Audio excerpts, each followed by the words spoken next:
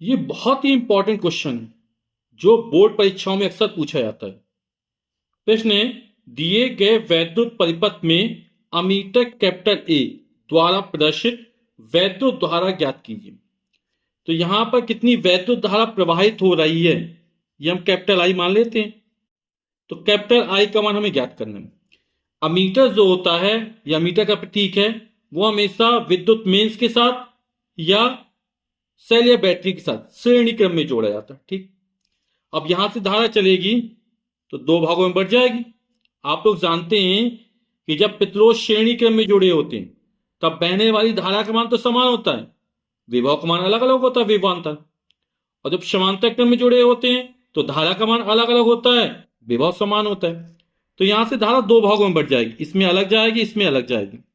तो हम क्या करते हैं, पहले हम तुल्य प्रतिरोध ज्ञात कर लेते हैं। ठीक है, तो आप लोग समझ गए, इसमें जो धारा जाएगी वो इसमें भी जाएगी, है ना। यानी 2 ओम और 3 ओम के प्रतिरोध कैसे जुड़े हुए हैं, श्रेणी क्रम में जुड़े हुए। ठीक, तो पहले 2 ओम और 3 ओम के प्रतिरोध जो श्रेणी क्रम में जुड़े हुए हैं इसका तुल्य प्रतिरोध ज्ञात कर लेते हैं। सुविधा के लिए इसको हम R1 मान लेते हैं, इसको R2 मान लेते हैं, ये R3 मान लेते हैं और ये R4 मान लेते हैं। ठीक, तो R1 और R2 प्रतिरोध 2 ओम और 3 ओम के प्रतिरोध श्रेणी क्रम में जुड़े हुए हैं। तो तुल्य प्रतिरोध का सूत्र क्या हो जाएगा, R बराबर R1 प्लस R2। तो 2 ओम तथा 3 ओम के प्रतिरोध श्रेणी क्रम में जुड़े हैं, अतः तुल्य प्रतिरोध कैपिटल R बराबर हो जाएगा, R1 का मान 2 रख देंगे, R2 का मान 3 रखेंगे, 2 में 3 जोड़ा 5 ओम हो जाएगा। यानी इन दोनों के स्थान पर ऐसा प्रतिरोध लगाना है जो 5 ओम का हो। ठीक,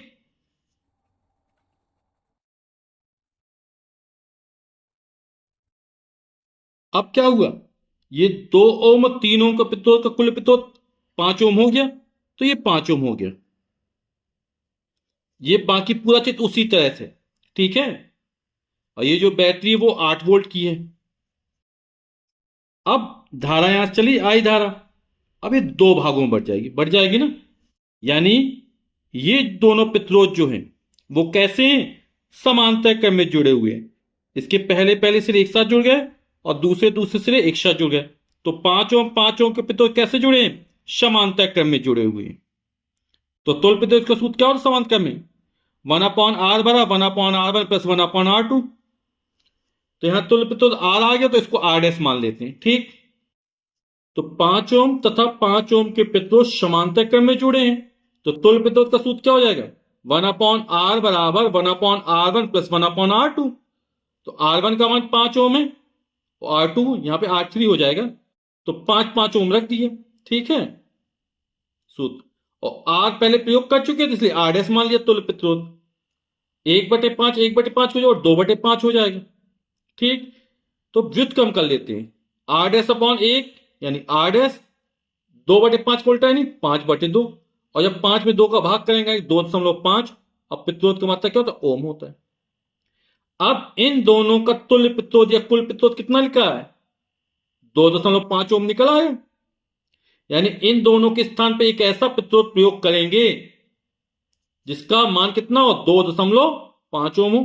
अब फिर चित्र बदल जाएगा।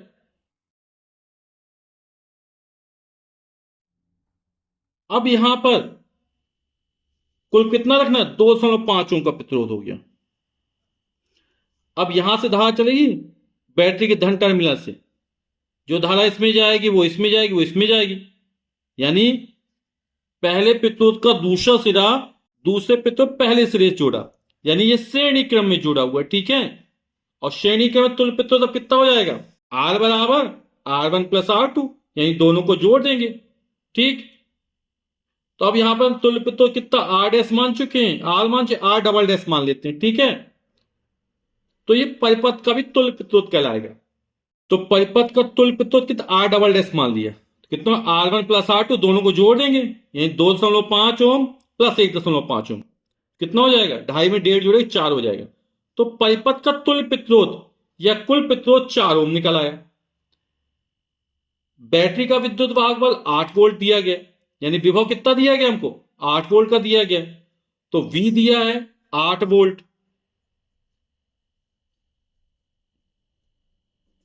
आर का मान हमें पता है, तो ओम का नियम लगा देंगे, है ना। ओम के नियम V बराबर आई आर। तो परिपथ में प्रवाहित धारा निकल आएगी, यानी कि अमीटर ए जो पाठ्यांक प्रदर्शित करेगा कि कितनी धारा बह रही है, उसका मान हमको पता चल जाएगा। ठीक है, तो ओम का नियम का प्रयोग कर देते हैं। ओम के नियम क्या है?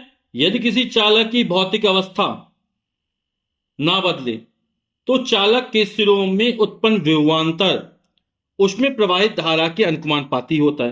वो अनुपात निशान हटता है तो एक नियतांक आता है, तो V बराबर कितना होता है? आई इंटू आर हो जाता है। तो हमें आई का मान निकालना, तो आई बराबर कितना हो जाएगा? V अपॉन आर हो जाएगा। ठीक, यहां तुल्य पितुल आर डबल डैश में, तो आर डबल डैश हो जाएगी। V का मान 8 वोल्ट है, आर डबल डैश का मान 4 ओम है, 8/4, 4 दूनी 2, और वैद्युत धारा का मात्रा क्या होता है? एम्पियर। यानी अमीटर ए से जो धारा मापी जाएगी उसका मान होगा 2 एम्पियर, यही हमारा आंसर हो जाएगा।